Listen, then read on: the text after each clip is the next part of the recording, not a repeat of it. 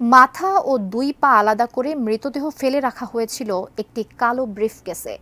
ময়মনসিংহ সদরের মনতলা সেতুর নিচ থেকে অজ্ঞাত পরিচয় একজনের মৃতদেহ উদ্ধার করা হয়েছে। এমন নির্মম হত্যাকাণ্ডের শিকার হলেন কে? তদন্তে নেমেছে পুলিশ। ময়মনসিংহ প্রতিনিধি শাহ আলম উজ্জ্বলের পাঠানো তথ্য ছবিতে একটি ডেস্ক রিপোর্ট দেখে নেব।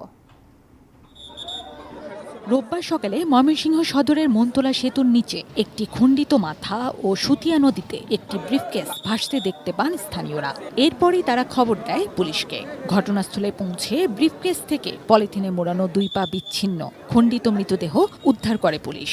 মৃতদেহটি দেখে শিউরে ওঠে উপস্থিত মানুষ।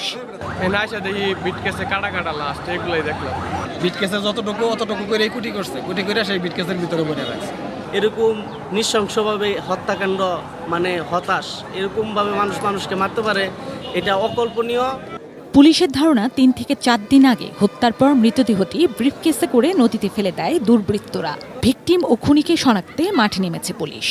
লোকাল লোকজন আমাদের থানায় সংবাদে লাশটা এখনো অজ্ঞাত, আমরা এখনো শনাক্ত করতে পারিনি, আমরা শনাক্তের চেষ্টা করছি। মাথা আলাদা ছিল বিচ্ছিন্ন অবস্থায়, আর লাগেজের ভিতরে দুটি খণ্ডিত পা সহ পুরা বডি পলিথিন দ্বারা মোড়ানো ছিল।